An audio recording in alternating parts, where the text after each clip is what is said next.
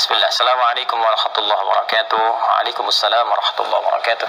Ustaz, saya mau tanya amalan yang baik buat ibu yang sudah meninggal, karena selama ibu hidup di dunia saya belum bisa memberikan kebahagiaan kepadanya. Terima kasih. Waalaikumsalam warahmatullahi wabarakatuh. Pertama, izinkan saya turut berdoa mohon pada Allah Subhanahu wa taala semoga ibunda saudaraku akun Faisal Said diberikan rahmat oleh Allah Subhanahu wa taala, dilapangkan di alam kuburnya, diberikan cahaya oleh Allah Subhanahu wa taala, diterima amal-amal saleh beliau, dijadikan alam kuburnya bagian dari taman-taman surga yang dibentangkan oleh Allah, dan semoga kita semua dikumpulkan dalam kebaikan bersama beliau dan juga bersama Rasulullah sallallahu alaihi wasallam pada waktu yang telah Allah janjikan. Selanjutnya, baik terkait dengan pertanyaan ini, saya juga berbahagia bahwa Masya Allah ada pertanyaan dari Anda seperti ini menunjukkan satu bagian yang tidak mudah didapati sebagai rasa cinta dari anak kepada orang tua, karena tidak semua anak bisa memiliki perasaan semacam ini. Maka berbahagialah ketika tumbuh nilai-nilai itu, kecintaan kepada ibunda yang memang sangat dimuliakan dalam Al-Quran. Ya, seorang ibu Masya Allah berapa kali mendapatkan keutamaan dalam Al-Quran, ya seperti di Quran surah ke-31 misalnya di ayat ke-14, Quran surah ke-46 di ayat ke-15, bagaimana Allah melukiskan perjuangan seorang ibu sampai kita harus berbakti maksimal kepadanya, kan, sampai nanti puncaknya di Quran surah ke-17 ayat 23 ketika Allah menetapkan kita harus berbakti kepada Allah, setelah itu meletakkan bakti kepada kedua orang tua setelah pengabdian kita dan penghambaan kita kepada Allah Subhanahu wa taala. Dan diutamakan lagi ibu disebutkan 3 kali dalam hadis Nabi sallallahu alaihi wasallam ketika ada seorang sahabat bertanya, "Man abar?" kepada siapa saya mesti berbuat baik? Maka Nabi menjawab, "Ummak," kepada ibumu. Qala thumma man, kemudian kepada siapa? Qala ummak, kepada ibumu. Qala thumma man, kemudian kepada siapa? Qala ummak, ibumu. Baru kemudian yang keempat disebut abak. Ya, bukan berarti dalam konteks ini ayah misalnya tidak punya prioritas, tidak. Tapi ini ingin menunjukkan bagaimana keutamaan seorang ibu yang memiliki keistimewaan di hadapan Allah dan Rasulnya. Pun demikian ayah pun nanti punya keutamaan dalam konteks yang terpisah. Dari sini Nabi memberikan bagaimana isyarat kepada para sahabat, ya ridwanullah alaihim jami'an, untuk berbakti kepada ibundanya. Ya, dalam keadaan hidup misalnya, kalau Anda buka kitab Al-Adabul Mufrad karya Al-Imam Al-Bukhari, dikisahkan bagaimana seorang yang berjuang sudah berangkat ke medan jihad, dilaporkan oleh kawannya, ya ibunya sedang menangis. Ya, karena belum bisa melepas kepergiannya pada saat itu, belum ketemu chemistry-nya. Ya, maka Nabi memanggil kemudian si anak muda ini, yang dipanggil oleh Nabi, maka Nabi katakan kepadanya, "Idhab, ya irji' ila ummik," bermakna pergilah kembali, pulang kepada ibumu, buat dia tertawa sebagaimana engkau telah membuatnya menangis. Ya, buat dia tertawa sebagaimana engkau telah membuatnya menangis. Ini para ulama mengomentari bagaimana kedudukan seorang ibu sampai jihad berbakti kepadanya dalam keadaan hidupnya, membahagiakannya, memuliakannya, ya itu diutamakan bahkan melebihi jihad dalam medan perang jika ada kemudian hal-hal yang menuntutnya secara syar'i. Al-Imam Ali bin Abi Thalib karramallahu wajhah ya mengomentari statement Nabi sallallahu alaihi wasallam ketika menyebutkan 3 kali ummak, ibumu. Maka dikomentari oleh beliau karena ibu memiliki 3 keistimewaan yang tidak didapati oleh ayah. Yang pertama, ibu yang mengandung, ayah tidak mengandung. Yang kedua, ibu melahirkan, ayah tidak melahirkan. Yang ketiga, ibu menyusui, ayah tidak menyusui. Dengan 3 keutamaan ini, Nabi kemudian memberikan gambaran ibumu. Ada komentar yang lain bahwa ketika orang ini bertanya, maka peluang terbaiknya untuk berbakti ada kepada ibunya. Sehingga Ibnu Abbas radhiyallahu taala anhuma ketika didatangi oleh seseorang di masa beliau menjadi mufti, ya, aku punya persoalan, aku punya maksiat yang cukup tinggi, aku kerjakan, bagaimana cara bertobat kepada Allah Subhanahu wa taala? Ibnu Abbas kemudian berkata, "Apakah engkau masih punya ibu?" Ya, kata orang ini, "Ya, aku masih punya ibu." Maka kata Ibnu Abbas radhiyallahu taala anhuma, "Pergilah engkau pulang, ya, kemudian layani ibumu, bahagiakan ibumu, ya, dan berbuat baiklah kepada ibumu." Orang ini bertanya, "Kenapa engkau berfatwa demikian?" Kan? Dia tidak menyuruh misalnya saya maksimalkan salatnya, maksimalkan misalnya sedekahnya, tapi yang diutamakan ke ibu. Karena kata Ibnu Abbas radhiyallahu taala anhuma, "Saya tidak melihat yang lebih utama untukmu saat ini kecuali yang itu." Inilah bagaimana kejeniusan Ibnu Abbas radhiyallahu taala anhuma, karena memang dalam narasi-narasi ayat-ayat Al-Qur'an firman Allah Subhanahu wa taala, kedudukan membahagiakan berbakti kepada ibunda itu langsung ditempatkan oleh Allah Subhanahu wa taala setelah penghambaan kita kepada Allah. Wa qadha rabbuka alla ta'budu illa iyyah wa bil walidaini ihsana. Kepada kedua orang tua kita wajib berbuat baik di tempat setelah penghambaan kepada Allah. Dan di antara kedua orang tua ini, ibu menempati posisi yang sangat tinggi. Wassaynal insana biwalidayhi hamalathu ummuh. Jadi ketika dua ini disebutkan, kata Allah di Quran surah 31 di ayat ke-14, dan kami wasiatkan kepada ke seluruh anak-anak itu untuk berbakti kepada kedua orang tuanya. bapaknya. Siapa di antara mereka kalau mau didahulukan? Ya hamalathu ummu, maka prioritaskan ibumu dulu, ya kan? Ayah juga kita hormati, ya kita istimewakan, tapi ibu di sini dalam konteks kita ada pertanyaan, ibu mendapatkan kedudukan yang sangat luar biasa. Demikian di Quran surah ke-46 ayat 15. Nah, ini yang paling menarik dalam konteks kehidupan. Allah, Rasulullah SAW meminta kita memaksimalkan, orang banyak berbuat baik, tapi tidak sedikit orang-orang yang bisa memaksimalkan itu setelah ibunya wafat.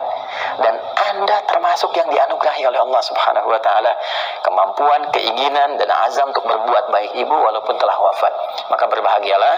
Di antara caranya ada yang Nabi SAW sampaikan, bahkan disebutkan dalam hadis riwayat Muslim sampai dengan 9 lafaz. Saya sebutkan hadisnya, qala Rasulullah sallallahu alaihi wasallam, idza matal insanu atau idza matal abdu. Ya, kata Nabi SAW, jika seorang manusia yang biasa beraktivitas. Jadi insan itu, kata insan disebutkan 65 kali dalam Al-Qur'an, menunjuk pada term manusia dengan totalitas aktivitasnya. Jadi kalau terkait dengan nafsunya, tampilan fisikalnya disebut dengan bashar, 35 kali disebutkan dalam Al-Quran. Jika terkait dengan sifat-sifat lembutnya, harmoninya, yang berbeda dengan jin, ya, tadi penampakan dan gaibnya, itu disebut dengan al-ins. 18 kali ins dan jin dipasangkan dalam Al-Quran. Kemudian ada lagi menyebut sifat sosialnya an-nas, setidaknya 241 kali kurang lebih disebutkan dalam Al-Quran. Jika menyebut asal genetiknya disebut dengan Bani Adam, disebutkan 7 kali dalam Al-Quran. Nah, kalau disebutkan insan, al-insan 65 kali disebutkan dalam Al-Quran, itu menunjuk kepada totalitas aktivitas. Jadi saat mulai bangun tidur sampai tidur lagi. Nah, kata Nabi, idza matal insanu, jika manusia yang biasa beraktivitas dari mulai bangun tidur sampai tidur lagi, dari bangun sampai tidur lagi, kemudian meninggal, wafat. Ya, di kalimat pertama ini, pembuka hadis ini ingin memberikan kesan kepada kita bahwa mohon maaf sekali, sepadat-padat apapun kita beraktivitas, pada akhirnya meninggal juga. Pada akhirnya wafat juga. Karena itu pembuka hadis ini memberikan satu pengingat yang sangat penting kepada kita. Jangan lupa, awas, jangan lalai bahwa satu saat kita akan pulang kepada Allah. Apa yang kemudian ingin dipertaruhkan di dunia ini sampai Anda lupa mengerjakan ibadah, berangkat gelap, pulang gelap, demi harta tidak seberapa yang kalau didapat kemudian meninggal juga belum tentu dipakai, sampai berselisih, sampai bertarung, sampai ada yang saling menyingkirkan, menyungkurkan, bahkan mohon maaf sekali menumpahkan darah. Waliyadzubillah. Allah, berlindunglah kepada Allah Subhanahu wa taala. Berlindunglah. Karena apapun yang Anda dapatkan saat di dunia, satu saat akan ditinggalkan. Jika bukan Anda meninggalkan dunia, maka dunia akan meninggalkan Anda. Satu saat kita akan wafat.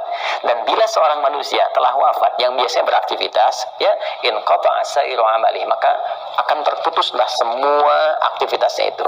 Peluang dia mengumpulkan nilai-nilai kebaikan. Karena rumus kebaikan dalam Islam itu dengan konteks kehidupan akhirat yang telah kita selesaikan dunianya dan berpindah kepada dimensi lain, ya, barzakh kemudian akhirat, maka Al-Quran memberikan wawasan kepada kita, dan dengan wawasan ini kita diminta untuk mengumpulkan dan menyiapkan bekal terbaik. Ya, gambarannya kan seperti ini. Ini kan dunia, ya, yang saat ini kita sedang beraktivitas. Kemudian setelah itu kita pindah ke barzakh, pemisah. Ya. Kemudian akhirnya akhirat. Ini akhirat, ya. Ini yang terakhir. Akhirat. Ini ad-dunya. Kemudian ini barzakh. Bainahuma barzakhul la yabghiyan. Dan demikian di surat Ar-Rahman, ya. Nah, ini kan hakikat kehidupan kita di sini. Ini tujuan akhirnya. Ya, akhir kehidupan, karena itu disebut dengan akhirat. Sekarang kita ada di sini. Ya. Tempat beraktivitas sementara. Karena ini sifatnya sementara, maka semua yang ada di sini pun, di sini, ya, sifatnya sementara. Ya, mohon maaf, usia kita, ini sifatnya sementara, tidak abadi. Ya, hanya sementara saja. Dibatasi dengan apa yang disebut dengan ajal namanya. Ya kan? Jadi begitu ajalnya tiba, maka selesailah kemudian usia kita.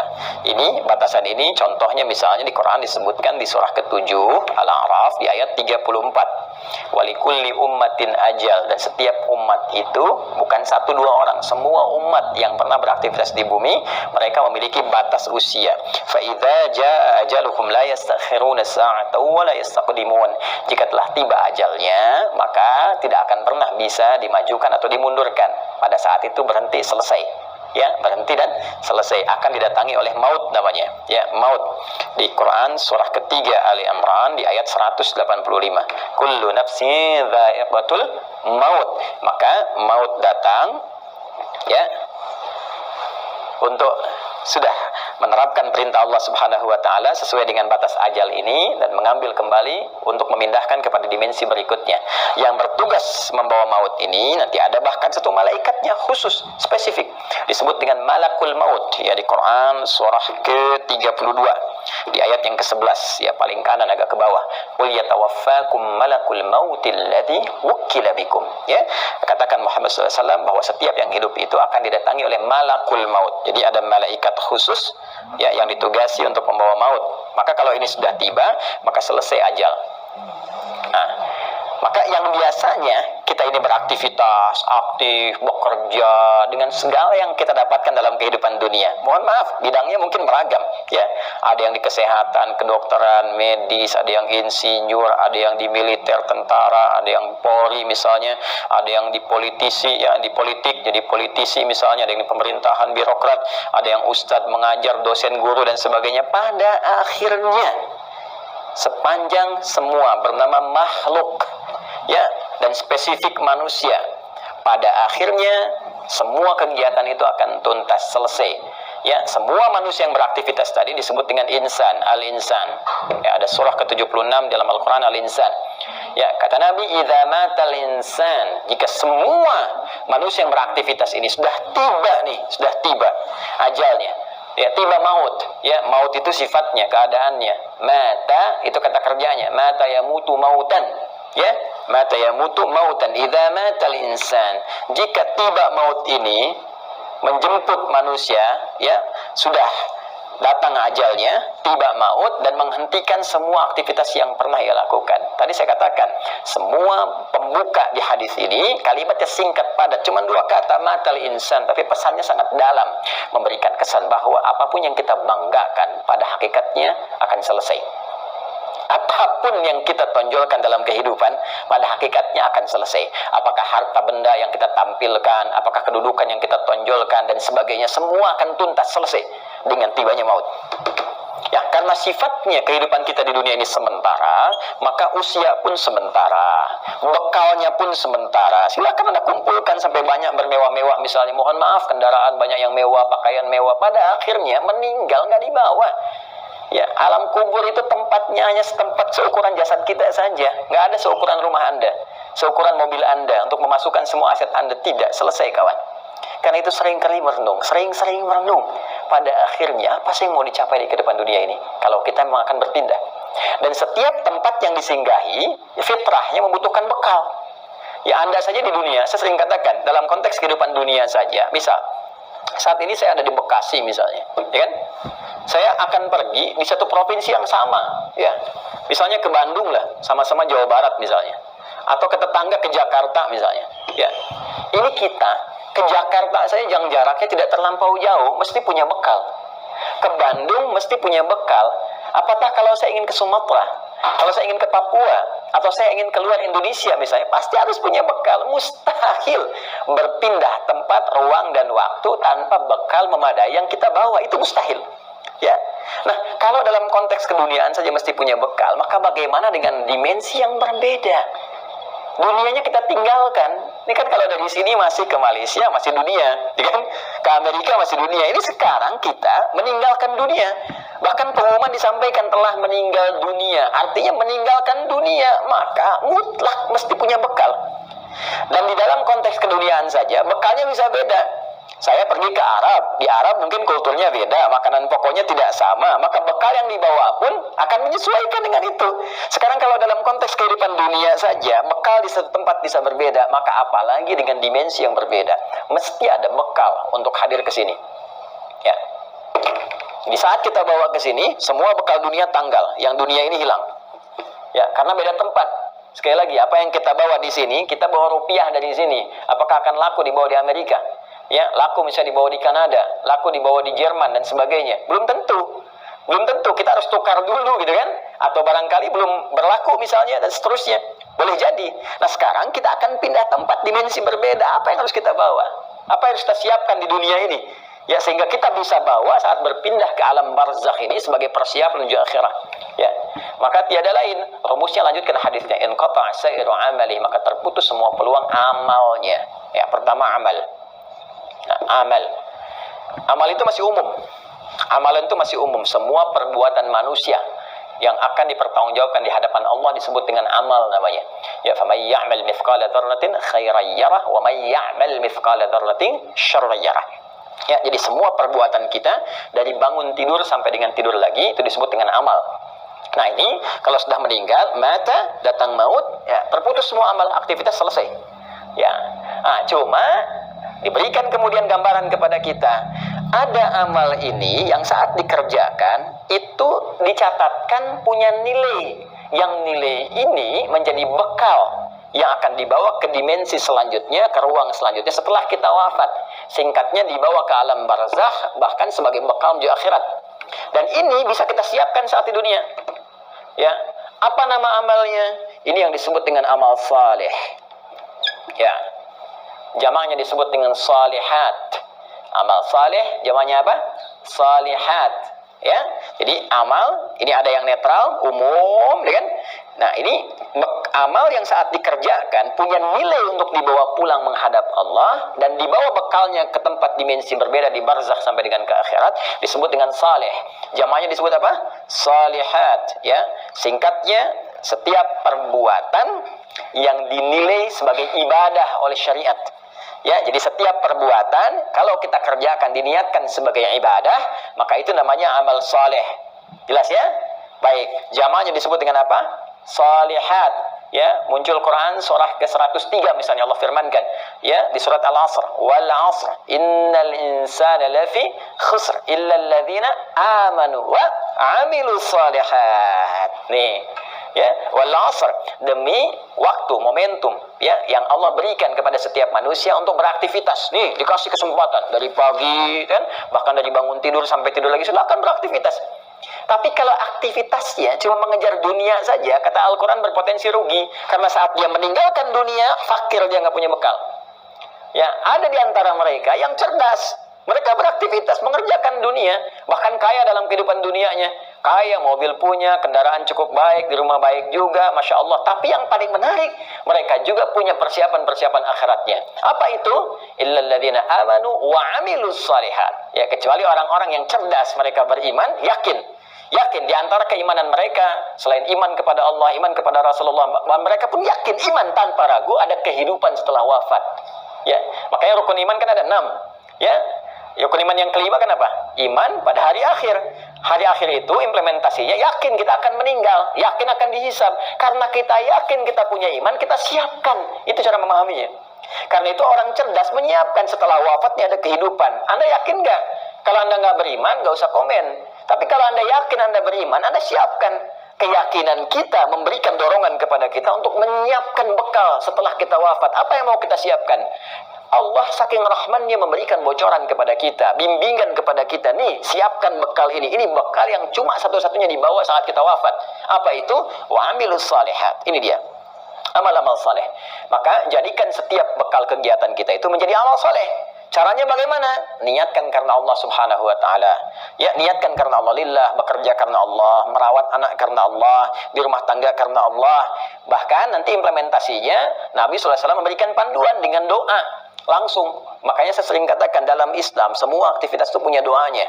Bangun tidur ada doanya, sampai mau tidur lagi ada doanya. Semua aktivitas kita. Tatkala kita pun belum memahami, sertakan kalimat Bismillahirrahmanirrahim. Kullu amrin dzibalin la yubda'u fihi Bismillahirrahmanirrahim fahuwa abtar au aqta'. Setiap perbuatan baik yang tidak disertakan Bismillahirrahmanirrahim karena Allah.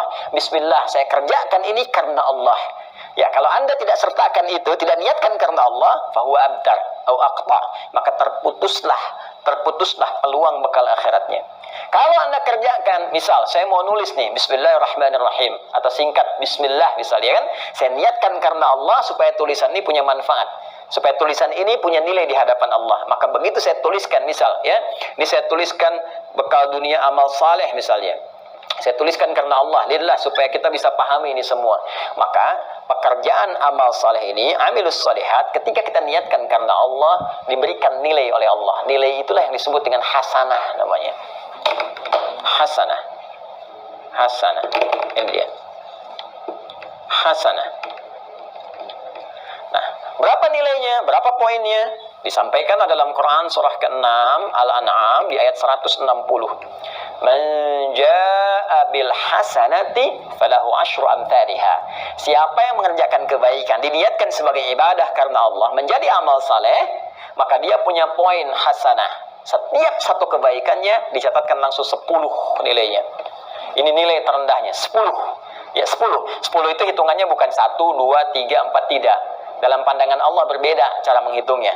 Di hadis Muslim, datang ke masjid saja, dia kan baru datang untuk niat ibadah dapat 25. Satu kedua 500 tahun, dua ketiga 500 tahun, demikian seterusnya. Dan ini poin yang paling kecilnya. Nanti ada kalau infak bisa berapa, gitu kan? Nanti ada kalau baca Al-Quran bisa berapa, lebih banyak, lebih banyak, lebih banyak lagi. Nah, itu yang disebut dengan hasanah. Karena itu sering kita berdoa di Quran surah kedua Al-Baqarah di ayat ke-201. Wa minhum may yaqulu rabbana atina fid dunya hasanah wa fil akhirati hasanah wa qina adzabannar. Dan di antara mereka banyak yang berdoa kepada Allah, ya Allah, mohon bimbing kami untuk mengerjakan semua kegiatan dunia punya nilai akhiratnya hasanah. Dan di akhirat bisa dilihat hasanah itu, ya Allah, sehingga mengantarkan kami pada rahmat-Mu dan memasukkan dengan rahmat itu ke dalam surga-Mu. Ya, berjumpa dengan Rasulullah sallallahu alaihi wasallam. Amin. Kan? Nah, kalau seorang meninggal terputus semua peluang ini. Ya, jadi nggak bisa mengerjakan hasanah lagi. Tapi ada rahasia. Kata Nabi, ada 3 amalan yang kalau dikerjakan, Masya Allah, ini yang sudah meninggal nggak bisa ngerjakan lagi, tapi hasanahnya tetap mengalir, pahalanya tetap mengalir, ngalir. Dan di antara yang 3 itu Nabi menyebutkan, perhatikan kalimatnya, idza matal insanu aw idza matal 'abdu inqata'a sairu 'amali illa min 3, ya, atau illa min 3. 1, shadaqatin jariyah. Sedekah jariyah. Ya. Nah, ini kalau kita gali lagi, ini lebih panjang lagi nih. Ya, mohon bersabar ya teman-teman sekalian. Ya, sedekah itu adalah setiap kebaikan yang mampu kita kerjakan. Kullu ma'rufin sedekah. Semua jenis kebaikan yang mampu kita kerjakan. Nah, sedekah dibagi pada 2 bagian. Bagian yang pertama yang tidak mengalirkan pahala abadi untuk kita, maksudnya kalau kita wafat selesai. Yang kedua, kalaupun kita wafat, pahalanya tetap mengalir. Seperti apa yang dimaksudkan 2 keterangan ini, dan bagaimana saudara kita, ya Faisal, semoga Allah rahmati beliau dan ibundanya serta keluarga besarnya, bisa memaksimalkan ini untuk memberikan yang terbaik pada ibundanya. Nanti kita lihat setelah menunaikan sholat Isya berjamaah. Mohon izin kembali kita lanjutkan bahasan kita, bahwa pertama dari akun Faisal Said tadi menanyakan sebelum Isya, beliau berkenan menginginkan adanya satu amalan yang bisa dipersembahkan untuk ibundanya yang telah wafat dan ingin membahagiakan beliau dalam keadaan saat ini. Bagaimana, apakah ada bimbingan dalam Al-Quran ataupun hadis-hadis Nabi sallallahu alaihi wasallam? Tadi telah kita buka, telah kita sampaikan dengan begitu mendetil bahwa Al-Quran memberikan peluang terbaik bagi seorang anak ataupun anak-anak yang ingin berbakti kepada kedua orang tua, khususnya ibundanya tercinta, baik itu saat masih ada bersama beliau ataupun juga telah meninggalkan bagian dari keluarganya. Di antara amalan-amalan itu, Nabi SAW memberikan gambaran kepada kita dalam salah satu sabdanya, dan bahkan disebutkan tadi saya katakan hampir 9 lafaz dalam Imam Muslim. Ya, Nabi SAW menyampaikan, qala Rasulullah SAW, idza matal insanu, jika manusia yang telah beraktivitas itu dari mulai bangun tidur sampai dengan tidur lagi, kedatangan maut, ya, tiba kemudian ajalnya, inqata'a sairu amalih, maka dengan wafatnya itu, dengan datangnya maut itu, terputuslah kemudian seluruh peluang aktivitas-aktivitas yang telah ia kerjakan, yang sebelumnya telah ia tenun. Sudah tidak ada lagi kesempatan. Maka karena tidak ada kesempatan beraktivitas lagi, di antara peluang untuk mencari bekal untuk pindah ke alam barzakh sebagai persiapan menuju akhirat pun terputus sudah, ya. Karena amal itu telah kita tadi uraikan dibagi pada 2 bagian, ya. Ada yang tadi objektif umumnya, kemudian dibagi 2, ada yang disebut dengan amal saleh yaitu amal-amal kebaikan yang dinilai sebagai ibadah jika dilakukan karena Allah Subhanahu wa taala. Dan dia punya poin yang disebut dengan hasanah itu. Bila ada satu perbuatan menjadi hasanah, maka dia punya 10 poinnya.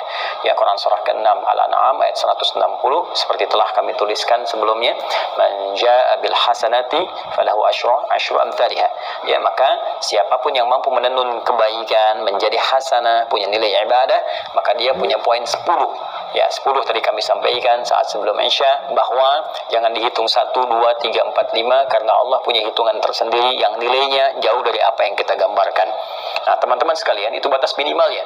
Ya, apalagi nanti kalau kita kemudian tenun dengan amal-amal lain yang punya nilai yang lebih banyak lagi, seperti infak, bacaan Al-Quran dan sebagainya. Ada lagi amal yang kedua nanti amal sayyi, ya, jamaknya sayyiat, sayyiat. Nah, ini amal-amal yang didesain bersumber dari nafsu atas bisikan-bisikan setan. Ya, paradoks dengan amal soleh tadi. Makanya sering saya katakan ada amal soleh, ada amal salah. Yang baiknya amal saleh, yang jeleknya amal salah. Amal salah ini sepanjang kita hidup mesti kita koreksi, kita benarkan, ya, lewat jalur yang disebut dengan taubat, ya, supaya dengan jalur taubat ini dihapus nanti yang jelek-jeleknya sebelum kita wafat, ya, dihapuskan catatannya, diperbaiki kemudian oleh amal-amal kita atas petunjuk dan izin Allah Subhanahu wa taala. Kita tutup itu dan isi dengan hal-hal yang baik sehingga di ujungnya, di ujung kematian kita menjadi baik. Itu yang disebut dengan husnul khatimah. Khatimah itu penutup, husnul itu baik, ya, penutup yang terbaik. Maka ketika kita sudah tutup dengan taubat, berkenan Allah menghapuskan amal-amal jelek ini sehingga yang terbawa yang baik-baiknya saja saat menghadap kepada Allah Subhanahu wa taala. Kalau ini tidak terjadi, nanti di hadis Muslim riwayat sahabat Abu Hurairah radhiyallahu taala anhu akan disebutkan oleh Nabi sallallahu alaihi wasallam, maka setiap amal yang soleh akan menutup yang salahnya. Ya, misal nanti yang ini salat, yang ini misalnya senang bikin hoax, maka yang salatnya akan menutup perbuatan hoaxnya. Yang ini misalnya puasa, yang ini senang berselisih, maka yang puasa akan menutup selisihnya. Demikian seterusnya sampai ditimbang nanti. Bahkan ada orang yang bangkrut disebut dengan muflis, ya, disebut dengan muflis. Jadi begitu habis amal solehnya, masih ada amal salahnya, maka bangkrut dia karena nggak punya lagi penutup. Ya, habis modalnya ini, tersisa keburukannya, maka diambillah kejelekan orang-orang yang dizalimi, ditimpakan kepadanya, dilemparkan ke neraka. Itu yang disebut dengan muflis. Waliyadzubillah, kita berlindung kepada Allah Subhanahu wa taala dari perbuatan tadi. Nah, sekarang ada orang yang telah wafat, nggak bisa mengerjakan amalan lagi, tapi apakah dia berpeluang masih mendapatkan baik balasan-balasan pahala, ya, transfer pahala kebaikan? Karena kalau sudah di alam barzakh, kita nggak bisa kirim makanan, kita nggak bisa misalnya kirim perhiasan, kita nggak bisa kirim kebutuhan dunia karena dimensinya beda, ruangnya sudah lain, alamnya sudah berbeda. Yang harus kita kirimkan kepada mereka adalah bekal real yang mereka butuhkan. Nah, kata Nabi, ada 3 peluang yang mungkin didapatkan oleh mereka yang telah wafat, ya, walaupun mereka telah meninggal dunia dan tidak beramal lagi. Yang pertama tadi telah kita singgung, sedekah jariyah. Ya, sedekatin jariyah, yaitu amal-amal kebaikan yang pahalanya tetap mengalir. Ya, saya ulang, amal-amal kebaikan yang pahalanya tetap mengalir. Jadi, pertama, teman-teman, sedekah ini adalah gambaran dari semua perbuatan-perbuatan baik. Ya, dalam fikih disebut dengan kullu ma'rufin sedekah. Semua perbuatan baik yang mampu dikerjakan itu disebut dengan sedekah. Karena itu zakat dalam Al-Quran disebut juga dengan sedekah. Ya, khudz min amwalihim sedekah. Ambil dari zakat yang telah masuk, ya, nisabnya, haulnya, ambil itu, ya, sebagai bagian dari perbuatan baik. Sedekah yang membuktikan kebenaran iman. Jadi sedekah itu bisa diartikan pembuktian kebenaran, sesuatu yang baik, sesuatu yang jujur, dan nilai-nilai kemuliaan. Itu diantara makna sedekah. Karena itu kenapa perbuatan baik disebut dengan sedekah? Ini pertama pembuktian dari keimanannya. Jadi iman itu implementasinya kebaikan-kebaikan. Untuk membuktikan kita beriman, maka diminta oleh Allah kepada kita semua membuktikan lewat amalan baik. Karena itu lisan diminta berkata baik, tangan bekerja baik, kaki melangkah pada yang baik. Itu pembuktian iman. Karena itu orang beriman mustahil berbuat yang tidak baik. Karena itu kata Nabi, la yasikul mu'min, indama yasik fahuwa mu'min. Mustahil orang beriman itu korupsi, orang beriman itu mencuri. Ketika mencuri ada iman dalam dirinya. Maksudnya Nabi mempertanyakan, imannya kemana sampai bisa mencuri? Imannya kemana sampai bisa berbuat maksiat, kan? Jadi iman itu akan mendorong kita berbuat baik. Karena itu semua perbuatan baik disebut dengan apa? Sedekah. Nah, perbuatan baik yang disebut dengan sedekah ini dibagi 2 bagian. Ya, dibagi 2 bagian. Ada yang disebut dengan sedekah tsabitah. Ya, saya hapus dulu ini. Sedekah tsabitah. Ya, sedekatun, ya, sedekah. Ada yang disebut dengan tsabitah. Ya, tsabitah itu sudah yang tetap, berhenti gitu kan, atau waqifah, berhenti sampai di situ. Ya, berhenti saja sampai di kehidupan dunianya. Maksudnya apa?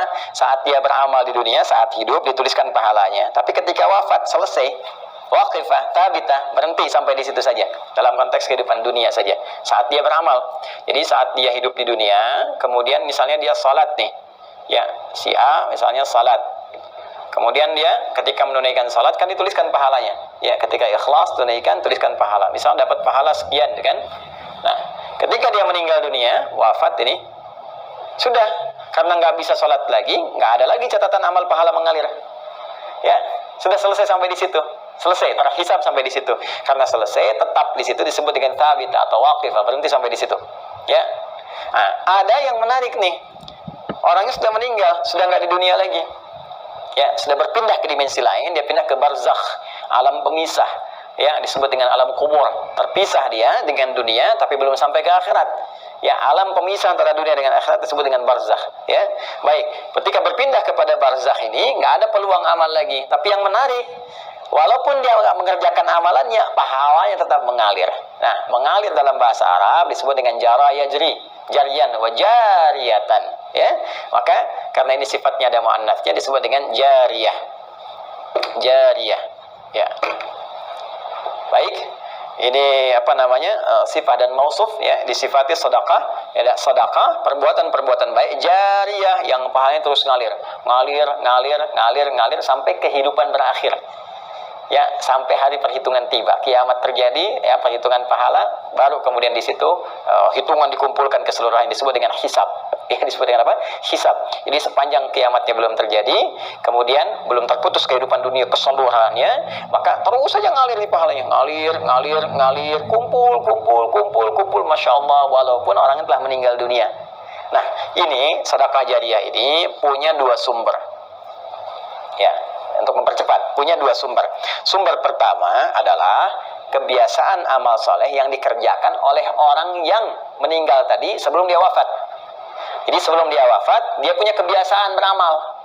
Ya, yang amalan ini setelah dia wafat pun masih ada tuh. Ya, merambat peluang amalannya sehingga pahalanya terus mengalir kepada yang bersangkutan. Apa di antara contohnya misalnya?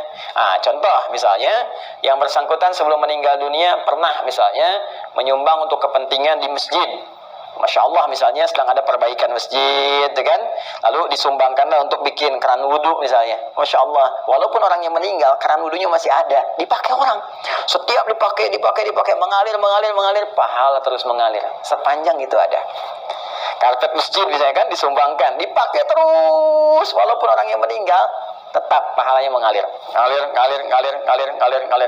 Masya Allah. Pesantren, pembangunan, tadi ada beberapa informasi yang saya sampaikan terkait update, nanti di akhir saya tegaskan kembali. Ya, Masya Allah misalnya bikin pesantren untuk ahli Al-Quran, bahkan misalnya ada mushafnya, ya kan kita buka juga tuh wakaf untuk mushafnya, untuk perangkat hafalan. Itu Masya Allah, setiap yang menghafal dapat pahalanya. Makanya saya sering katakan, kalau beramal kita mesti cerdas. Dengan modal sekecil-kecilnya dapat keuntungan sebanyak-banyaknya. Ya, contoh misalnya, kita punya uang 50.000 nih. Kita bisa punya banyak pilihan untuk beramal saleh. Tapi kalau kita bisa gunakan 50.000 misalnya untuk sedekah jariyah. Saya punya pos uang, misalnya 50.000 nih. Saya pengen jadi pahala di hadapan Allah. Mana yang akan saya gunakan? Maka Anda bisa melihat dengan bijak. Anda mau pilih mana yang thabit, waqifah, berhenti sampai di situ. Misal Anda berikan makanan, kasih misalnya orang butuh untuk makan supaya energi dia ada. Dia makan tuh, dari energi itu dia pakai untuk sholat misalnya. Ya, dia akan gunakan untuk sholat seketika ketika energinya selesai pahala Anda. Ya, Anda gunakan beli mushaf, misal dapat 2. Anda berikan ke penghafal Quran. Masya Allah. Menghafal Quran menggunakan mushaf Anda. Demi Allah saya katakan, penghafal Quran itu nggak ada yang baca sekali. Ya, Alif Lam Mim. Dzalikal kitabu karena menghafal. La raiba fi dzalikal kitabu la raiba fi hudal lil muttaqin dzalikal kitabu la raiba fi hudal lil muttaqin. Saya mau tanya pada Anda, berapa kali dia mengulang? Dan yang paling dahsyatnya, bukankah bacaan Al-Quran itu dinilai berdasarkan hurufnya, bukan ayatnya? Bukan jumlah ayatnya tapi jumlah hurufnya. Man qara'a harfan min kitabillahi falahu asyru hasanat. Siapa yang membaca satu huruf saja dari kitab Allah, dia mendapatkan setiap hurufnya 10 kebaikan. Dan berapa banyak pengulangan disebutkan oleh penghafal Al-Quran. Jadi dengan modal 50.000 itu berapa banyak pahala dapatkan. Nah, kadar Allah si A ini misalnya dapat 2 orang nih, si A dengan si B sudah hafal dia dua-duanya, dipakai jadi imam, masya Allah, ngajarkan lagi, ini merambat lagi, mushafnya masih ada, diwariskan lagi pada orang lain. Allahu Akbar, lahir dari sini misalnya 10 santri, sini 10 santri, ini punya murid lagi, modal cuma 50.000, berapa yang didapatkan? Maka dari itu cerdas-cerdas saat hidup mencari apa yang kira-kira bisa mendapatkan jariah di sini. Ya, tidak harus dengan harta, bisa dengan tenaga. Makanya kalau ada misalnya ya kegiatan di masjid, ikut di situ kan, dengan tenaga kita atau dengan sebatas yang kita mampu dan sebagainya ya, apa yang bisa kita lakukan. Ini jariah. Nah, ada lagi kondisi orangnya misalnya sudah tidak ada. Ya, ini bisa dikerjakan oleh siapa? Oleh anak misalnya. Ya, anak. Apa yang dilakukan oleh anak? Seperti tadi. Ya, misalnya yang belikan mushaf dikirimkan misalnya kepada siapa? Ya, kepada para penghafal Quran. Niatkan itu untuk misalnya diarahkan kepentingan ibundanya. Tadi seperti yang tadi disampaikan. Ya Allah, saya berniat dengan wakaf mushaf ini atas nama ibunda saya. Itu boleh dilakukan. Sah dikerjakan. Boleh saja. Silakan. Ya, Anda punya berapa? 50.000, 100.000, niatkan. Ya Allah, saya mau bantu untuk pesantren, saya niatkan untuk ibu saya. Sah. Boleh. Kirimkan itu. Ya, kirimkan. Sampaikan. Boleh dengan itu semua Anda lakukan. Dan Masya Allah ketika itu dikerjakan ada sesuatu yang akan terjadi, sesuatu yang berbeda ya. Tapi juga ingat, tetap kita jaga dalam koridor amalan, amal solehnya. Nggak usah misalnya ditambahin apapun. Kalau saya sih sarankan, kalau Anda misalnya mau mushaf, sudah cukupkan dengan niat saja ya, dengan niat dalam hati kita bahwa ini kita niatkan untuk kepentingan ibunda saya ya. Ini Anda nggak harus cantumkan misalnya ya taruh foto misalnya atau taruh ini taruh itu nggak diperlukan menurut saya ya. Walaupun mungkin ada pandangan berbeda, kita hormati, tapi bagi saya pribadi cukupkanlah seperti itu apa adanya, sehingga dengan orang-orang membaca pun akan tercukupkan bagi pahala apa itu mengalir dengan izin Allah Subhanahu wa taala. Ya. Allah taala alam bisawab. Ini bagian yang pertama, sedekah jariyah. Satu, ya. Kemudian yang kedua, teman-teman sekalian, bisa dalam bentuk ya ilmin yuntafa'u bihi, ilmu yang bermanfaat. Ya, ini juga bisa dikerjakan dari orang yang hidup, misalnya pernah mengajar, gitu kan.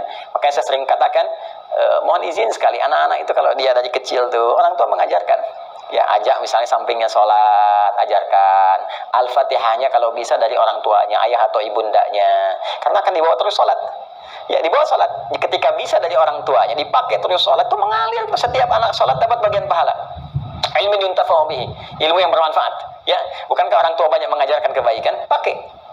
Ya, dan yang ketiga, teman-teman sekalian, nah ini waladin salihin yad'u lahu, anak saleh yang banyak mendoakan kedua orang tuanya. Maka kalau tadi misalnya akun Faisal, saudara kita ingin berbuat baik, di antara 3 pilihan ini yang pertama bisa dilakukan, kan? Yang kedua bisa dipraktekkan, yang ketiga jadilah Anda pribadi yang saleh. Ya, jangan banyak larut dalam kesedihan. Manfaatnya nggak ada gitu kan. Sedih itu naluriah, fitrah alamiah biasa saja. Itu terjadi pasti. Nabi pun sedih ketika ditinggal Sayyidah Khadijah misalnya. Bahkan ketika ditinggal pamannya, beliau sedih sekali. Sedih ya, itu biasa, itu fitrah. Tinggal ibunda beliau sedih. Ya, namun apa yang harus dilakukan oleh kita? Kita alihkan kesedihan itu menjadi sebuah energi yang positif yang mengantarkan kebahagiaan pada orang yang telah meninggalkan kita. Maka caranya apa? Perbaiki pribadi kita menjadi saleh. Ya, jadi anak yang saleh, yang disukai oleh Allah Subhanahu wa taala. Mulai rubah tampilan kita, tunaikan salat dengan baik, rajin membaca Al-Qur'an, bekerja dengan baik, yang halal jauhi yang haram-haram. Ketika semua itu dikerjakan, Anda tinggal mengangkat tangan bermohon pada Allah Subhanahu wa taala. Ketika sifat saleh melekat pada seorang anak, maka doanya langsung mustajab. Waladin salihin yad'u lahu. Seorang anak yang saleh yang ketika bermohon kepada Allah, langsung doanya diantarkan jadi cahaya ke kuburan ibundanya atau ayahandanya. Langsung jadi cahaya. Dan itu boleh jadi pilihan terbaik yang bisa Anda lakukan untuk mempersembahkan pada ibunda Anda. Ya, kalau perbedaan pandangan dari para ulama itu biasa-biasa saja. Ya, A memandang, B memandang, tidak ada masalah. Tapi ijtihad satu tidak bisa membatalkan ijtihad yang lainnya karena peluang ini terbuka. Ya, jadi kalau ada tadi yang membatasi, misalnya sepanjang dia masih hidup, tapi juga ada yang kemudian membatasi, yang menafsirkan tidak boleh dari orang yang hidup pun memberikan kebaikan-kebaikan karena perkara umum. Sepanjang tidak ada takhsisnya, tidak ada kekhususan, maka maknanya tetap umum. Jelas ya? Wallahu ta'ala alam bis-shawab.